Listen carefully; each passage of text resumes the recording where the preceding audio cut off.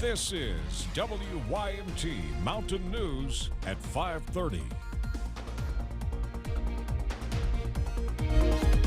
Good evening, I'm Steve Hensley. Several schools in our region are similar in size to the Christian school in Wisconsin where that deadly shooting happened on Monday. Danville Christian Academy has a school resource officer. Its SRO says they've actually increased their security in recent years. WYMT's Phil Pendleton has more on the safety and security measures in place at the small school. It's not hard to see that there is a law enforcement presence in place at Danville Christian Academy, but just seeing a police officer is not enough, according to Derek Robbins, the DCA SRO. And I try to create relationships with the kids so that if they do have a problem, they can come speak to me and be a resource for them. Anyone who enters is screened and the doors are locked and controlled by push button. Want to know who's here, want to know what their motives are, if they're visiting, if they're here to pick up a child, check a child out. We just want to know who you are. It's just safety procedures. It has been reported that the school where the school shooting happened did not have a school resource officer. That school's enrollment very similar to DCA's. I'm also told that Somerset Christian School, which has a similar enrollment, also recently added a school resource officer.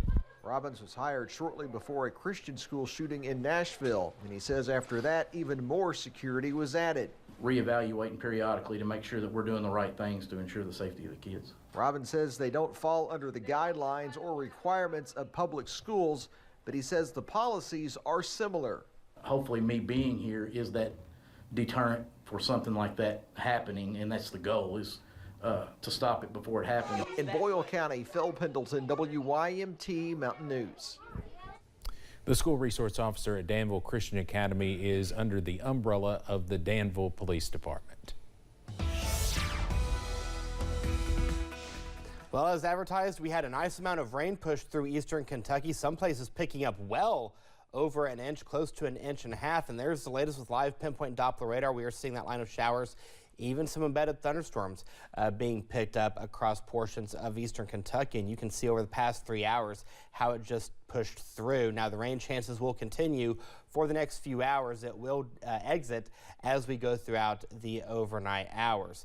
Highs for today, we made it into the 50s and 60s, but that happened in the late morning hours. We had the front push through, and now temperatures have started to drop substantially. Right now we're seeing temperatures in the 40s, low 40s from Moorhead to Louisa. Jackson's at 41, 43 is the current temperature in Hazard, 46 in Manchester. 50s still in play from Grundy over towards Middlesboro, and notice the wind, how it's now shifted out of the north and northwest. So we'll keep temperatures in the mid-30s for the overnight hours. You can see by the 10, 11 o'clock time frame that rain chance for the most part will be out of here. We'll be left with cloudy skies, but will be substantially cooler for Thursday and Friday. Details on the first alert forecast in a few minutes. Steve. Eric, thank you. Officials in the bourbon world are trying to figure out how they get around a tariff. Bourbon became the target of retaliatory tariffs in 2018 after the U.S. levied a tariff on aluminum and steel from overseas. Prior to 2018, the industry earned nearly $600 million in export revenue, but the tariffs cut that in half. While it's hard to predict exactly what a 50% tariff would do to the industry, leaders are not forecasting anything positive. A lot of the gains we've made overseas in the past 15 years would be lost. And if you lose, a Scotch drinker who has converted to bourbon over the past few years, and now that bottle's 50% higher, they're going to go back to drinking Scotch. And then do you lose them for a generation? Right now, predictions are that a 50% tariff could create a price war with big business bourbon and craft distilleries. The Federal Reserve closed 2024 with their third straight interest rate cut. Americans are also carrying a record amount of credit card debt and are only expected to add more this holiday season. Officials with the financial site LendingTree say in 2022, the average credit card rate jumped from 19.5% to a record this past September of almost 25%. Borrowing rates dropped with the Fed's last two cuts, but this new cut is not expected to have a major impact. Also, U.S. stocks fell to their second worst drop of the year today on diminished hopes for more rate cuts in 2025. The Dow dropped 1,100 points. We may soon find out what is in the House Ethics Report about former Congressman Matt Gaetz. The House Ethics Committee reportedly secretly voted earlier this month to release the report after the final House voting day of the year. The report was the result of an investigation looking into alleged drug use, possible sexual misconduct involving a minor, questionable financial activity, and other allegations against the Florida Republican. A vote could come soon on a budget bill to keep the government funded through the holidays and the next few months. The measure, known as a continuing resolution, also has add-ons in it that have some Republicans fired up. CBS's Natalie Brand has more from Capitol Hill. Lawmakers are scrambling to cross the finish line on a budget deal that will keep the lights on through the new year. Should Republicans, or do you advise them to vote for the CR? Well, we'll see what folks do. There's still a long conversation going on.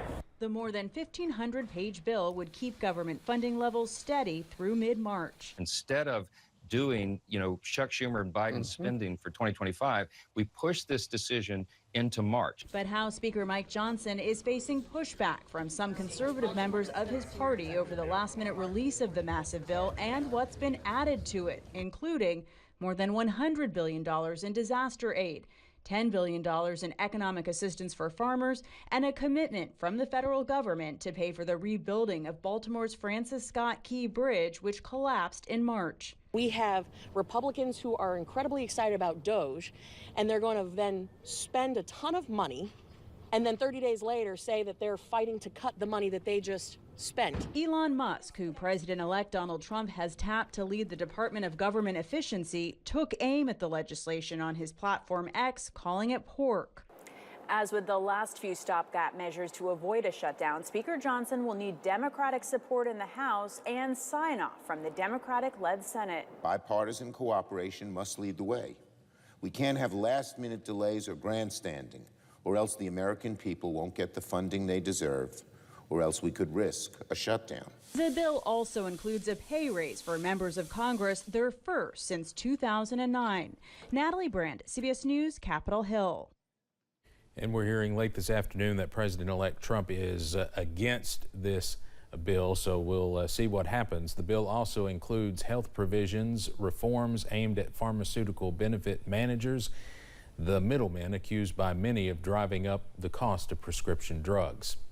Congressional leaders have added the first lawmaker pay raise since 2009 to their year-end spending package. Both Republican and Democrat leaders agreed to give members a cost of living adjustment to their base salaries of $174,000 a year. That's according to multiple people familiar with the discussions. Congress has voted to remove that automatic cost of living adjustment from each spending bill since 2009. The Senate passed a critical defense policy bill today. It includes a provision that bans the military's health program from paying for gender-affirming care for transgender kids of service members. The provision, pushed by Republicans, sparked anger from Democrats. The measure passed the Republican-led House last week and now goes to President Biden's desk. The White House has not said whether he will sign the bill. The Union for Starbucks Baristas has authorized a strike ahead of its latest round of contract negotiations this week. Starbucks Workers United said 98% of its baristas voted to authorize a strike if it's needed. According to Bloomberg, the union represents baristas at more than 500 of the roughly 10,000 company-operated stores in the United States. No decisions have been made on whether the workers will actually go on strike or when that would be. Doctors in Europe are using artificial intelligence to help diagnose strokes. The AI software can read the brain scans of patients who've had a stroke. Researchers say the aim of the new technology is to give faster and better emergency treatment in the hospital, since standard treatments are only effective in the very early stages after a stroke, and any delay could result in further harm. It can also help us understand what is going to happen to that person in the future. So we can understand, or we can tell the patient and the relatives what's the likelihood of disability or the likelihood that they may be able to recover from the stroke. Doctors found the AI software is twice as accurate as the current method, where physicians look at the scan to consider how dark a stroke area looks on CT scan.